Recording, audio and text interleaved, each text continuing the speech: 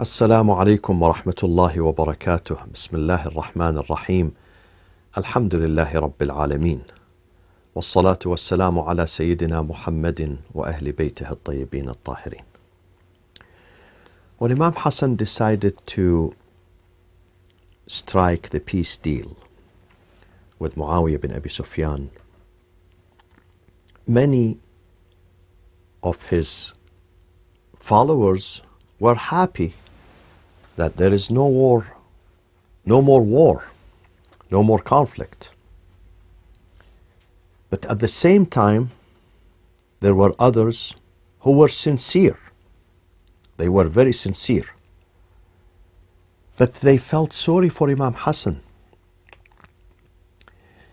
They perceived this peace deal and ceasefire to be as a concession or even a defeat for Imam Hasan alayhi salam. So they felt sorry for him. And they opposed that ceasefire. And they rejected it. And many of them, they criticized Imam Hasan. Among them is the great leader Hijr ibn Adi. Hijr ibn Adi was buried not far from Damascus in Marj Adra, one of the loyal companions of Imam Ali alayhi salam, who was murdered by Muawiyah himself. He said to Imam Hasan, "You have disappointed us." The Imam answered him, "ما كل أحد يحب ما تحب ولا رأيه كرأيك وإنما فعلت ما فعلت إبقاء عليكم." Not everyone in my camp share your opinion, O Hijr, or he likes what you like. What I did was to protect you from being exterminated and annihilated completely by Muawiyah bin Abi Sufyan. I did this for the survival of Islam, the survival of what is left of the community of the righteous, the community of the sincere. The other one was Sulayman ibn Sird al-Khuza'i, another leader, another follower of Ahlulbayt, Imam Ali alayhi salam, Imam Hasan alayhi salam, and Imam Hussein, one of the tribes of Kufa, one of the important households of Kufa. He again came to the Imam and he said, "I am really astonished. ما ينقضي تعجبنا من بيعتك معاوية ومعك 40,000 مقاتل من أهل الكوفة كلهم يأخذ العطاء." I'm so shocked and so surprised and disappointed that you, Imam Hasan, accepted the ceasefire. Of course, he uses the term بايعت معاوية, paid allegiance to Muawiyah. Imam Hasan never paid allegiance to Muawiyah. A ceasefire, yes, and a reluctant acceptance of this ceasefire and peace, yes. But Imam Hasan would not pay allegiance to Muawiyah. And he said, "You have 40,000 fighters, وَمَعَهُمْ مِثْلَهُمْ مِنْ أَبْنَائِهِمْ وَأَتْبَاعِهِمْ, a similar number of their offsprings and children and families and extended family members. سُوَى شِيعَتُكَ مِنْ أَهْلِ الْبَصْرَةِ وَالْحِجَازِ, beside your followers in Basra and in Hijaz, meaning Mecca and Medina." And then he said, "And you know that Muawiyah is not going to fulfill the promises. He's not going to respect and honor these articles of peace. He's not."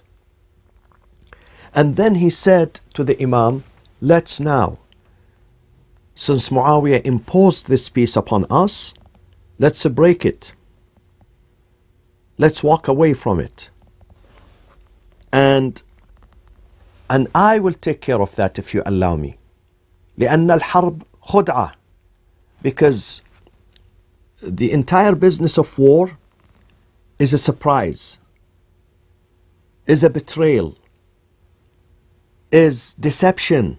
You have to deceive your enemy.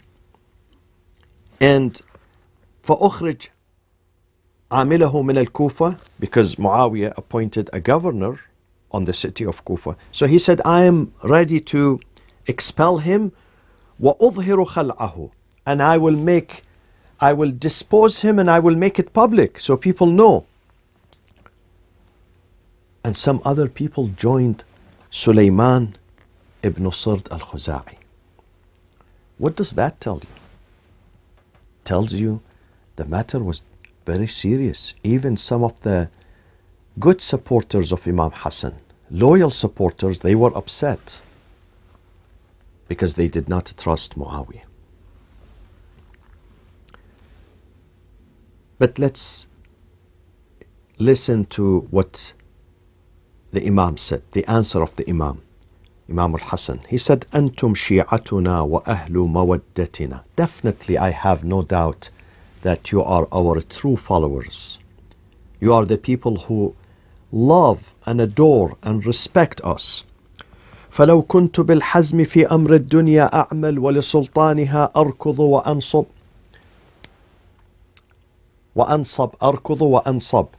Imam Hasan said, if my goal was this dunya, if my ultimate goal was the seat of the caliphate, if my ultimate goal was to rule and dominate, if it was power and authority, yes, you are right. ما كان معاوية بأبأس مني بأسا.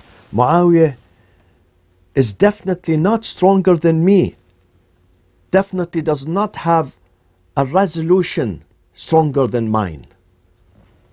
ولا أشد شكيمة ولا أمضى عزيمة ولكني أرى غير ما رأيتم. But my opinion is different from your own opinion.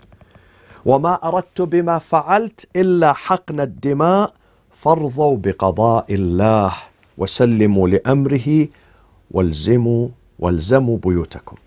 He said, what I did what I did to prevent the bloodshed, to save your lives, to save this religion.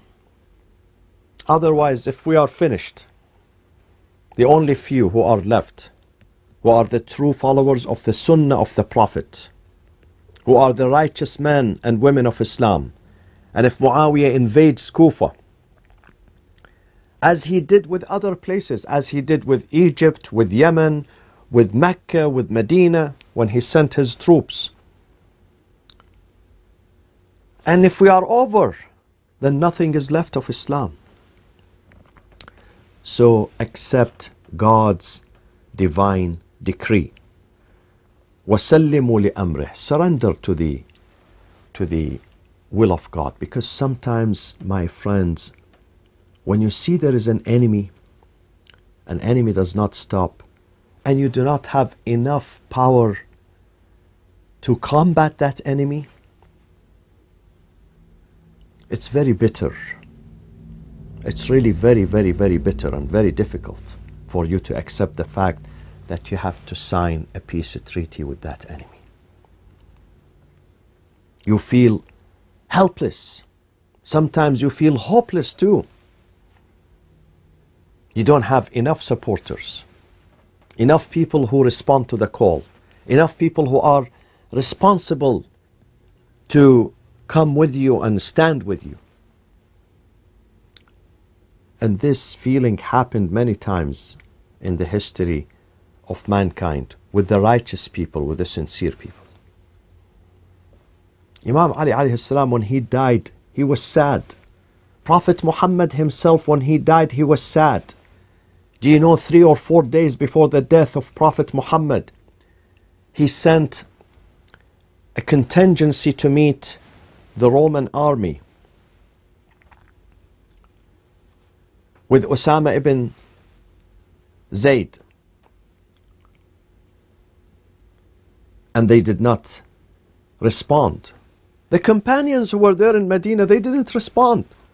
The Prophet opened his eyes, saying to them, أنفذوا بعث أسامة. Go and dispatch and send and join the contingency of Osama. Do not disobey me. They didn't listen to him. According to Bukhari and Muslim and other sources, An-Nasa'i, Tirmidhi, Ibn Majah, Ahmad ibn Hanbal, and others and others and others. There was a commotion beside the deathbed of the Prophet, peace be upon him. There was a commotion. فَاخْتَلَفَ الْقَوْمِ. They were yelling at each other. The Prophet died while in his heart was pain because of the disobedience of many members in his community. Same thing with Imam Ali, same thing with Imam Hasan, same thing with Imam Hussein. Now, my friends, I mentioned earlier, there are many analyses, many views, many opinions on the reasons of this peace deal and the consequences and the ramifications, long-term ramifications of it.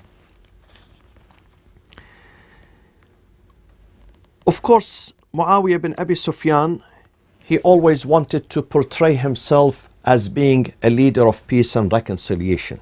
So yes, he will send letters offering peace, but he did not believe in what he said. He did not believe in what he offered. He was a warmonger. He wanted to continue draining Imam Hasan and his community and weakening them so they can fall apart easily and he can win. And if Imam Hasan would reject this peace offer, of course he cannot continue with the war because he couldn't. Practically he couldn't. He did not have enough men. 2/3 of his army betrayed him. 2/3 of his army betrayed him. And Imam Hasan is not crazy, wal-'iyadu billah. He wouldn't go with a small number, even though this small number are, many of them are very good, very loyal. But he's outnumbered by the army of Muawiyah. So he wouldn't venture with the lives of the rest of his army. Armies that has been fractured, deeply fractured. So if he wouldn't accept this peace offer and he goes to the war and he gets defeated, immediately people will put the blame on him, squarely on him. They say, ألقى بنفسه في التهلكة. He threw himself into the fire pit, into destruction. He didn't listen. He walked with his feet to death. And if Muawiyah really doesn't care about people's life and bloodshed, he doesn't care how many of them are dead, Ahlulbayt would care. Ahlulbayt and Imam Hasan would care about each and every life. A single life is important. And then when there is no advancement, there is no victory, you know that there is no victory. Why should I take my group and expose them to death and destruction? Why? For nothing? Just to revenge? Just to say that I'm a hero? This is not right. So in fact, people think that the peace deal of Imam Hasan with Muawiyah bin Abi Sufyan was a victory for Imam Hasan. It wasn't a defeat. In the long term, it was a victory. Because ultimately Muawiyah bin Abi Sufyan was exposed. He said it himself. Only a short period of time when he came to Kufa and he addressed the people of Kufa saying to them, إِنِّي مَا قَاتَلْتُكُمْ لِتُصَلُّوا وَلَا لِتَصُومُوا وَلَا لِتُزَكُّوا وَلَا لِتَحُجُّوا وَإِنَّمَا قَاتَلْتُكُمْ لِأَتَأَمَّرَ عَلَيْكُمْ. The reason I was fighting you all this time, during the time of Imam Ali and now during Imam Hasan, it wasn't to promote Islam. It was not to bring about peace and reconciliation and stability and happiness and faith and religion. And no, it wasn't. My aim, I'm telling you people, my aim was for me to rule and to dominate. And all the promises I have given Hassan are under my feet. He said it very plainly, very clearly. He didn't care about Islam. All what he cared about is himself and his family. And in fact, two things destroyed the Umayyad Empire. My friends, Umayyad Empire was very strong. Materialistically, physically, militarily, it was strong. Yes, morally and spiritually, it was weak. But when it comes to military means, when it comes to economy, when it comes to money, it was very strong. And it was supposed to last for many centuries, but it didn't. It collapsed. Few years after the death of Imam Hussein, after the tragedy of Ashura, Karbala, this entire empire of Bani Umayyah was dismantled and ultimately fell and collapsed. Because of two reasons. One of them, this ceasefire of Imam Hasan, this peace accord of Imam Hasan with Muawiyah, because he exposed him. Muawiyah gave so many promises that it's me, I'm going to fix the affairs, I'm going to launch reforms, I'm going to make your life better, I'm going to bestow dignity and honor and stability on you guys. Then Imam said, okay, come. And people saw that Muawiyah was lying. Muawiyah was cheating. Muawiyah gave false promises. These are promises any bad politician gives to the people during the election time. He never honored any one of them. So the real face of Muawiyah was shown. Muawiyah was disguised under the face of Islam. He was exposed. So people realized that Muawiyah is lying. He's not genuine. So this is number one. The second, the revolution of Imam Hussein alayhi salam, 10 years later, also contributed to the collapse of Bani Umayyah. Otherwise, if these two things were not there, Bani Umayyah would have dominated the entire Islamic country, from east to west, from north to south, and they would have ruled for many centuries.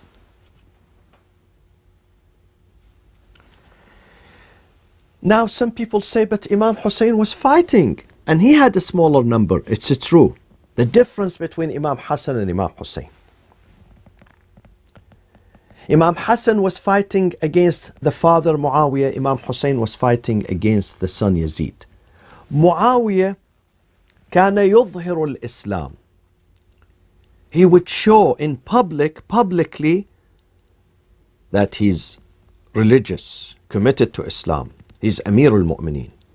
Whereas his son was exactly the opposite. His son, even in public, let alone the private life, even in public, he would drink alcohol. He would commit fornication. He would commit incest, meaning he would have relationship with people who are not halal for him, with his aunts. So he was licentious, libertine, corrupt. Everybody knows about Yazid. This is one difference. Muawiyah was very shrewd, very cunning, intelligent. The son was stupid. So with the stupid one, you have to launch a war against him.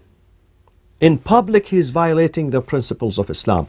But with the one who says, I'm Muslim, I love Islam, I'm there to protect you, I'm there to promote Islamic principles, Islamic teachings, you have to be very careful.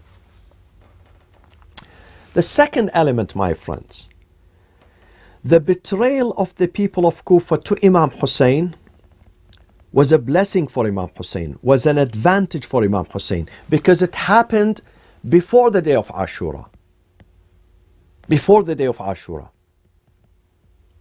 So Imam Hussein, he knew that the people of Kufa, yes, they promised him support.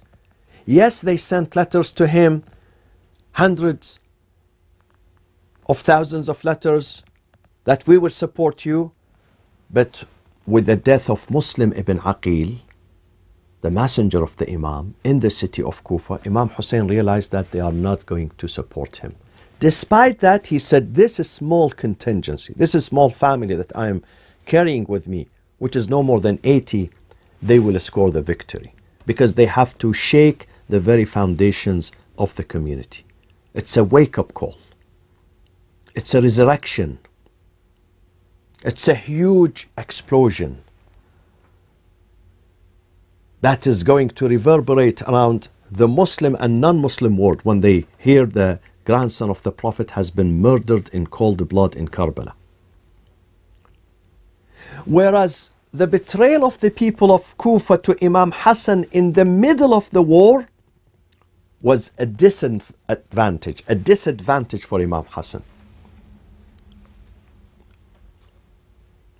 Because he could not continue. He had, according to some stories, 12,000, others maximum 20,000. Out of those, 8,000 people ran away in the first days. In the first few days they ran away. They deserted the army. So he was left in the middle of the battlefield with no supporters, so he could not continue. So it was a disadvantage for him. He couldn't, impossible for Imam Hasan to continue his struggle against Muawiyah, his military struggle, I mean. This is why he stopped. This is why they forced him to accept the peace deal.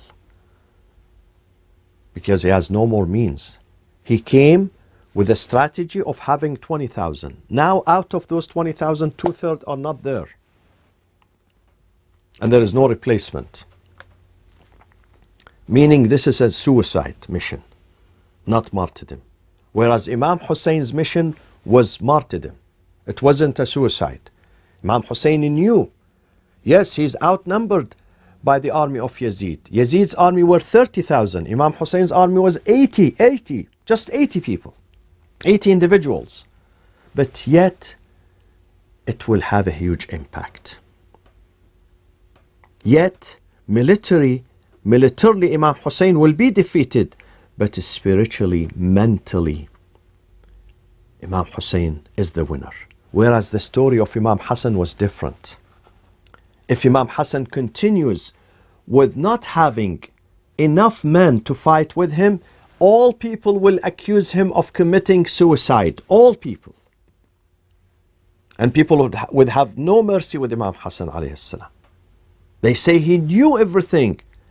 Despite that, he killed himself and he killed his followers. This is the main difference between the revolution of Imam Hussein on the day of Ashura and the movement of Imam Hasan alayhi salam. Stay with me to continue the rest of the story. Wassalamu alaikum wa rahmatullahi wa barakatuh.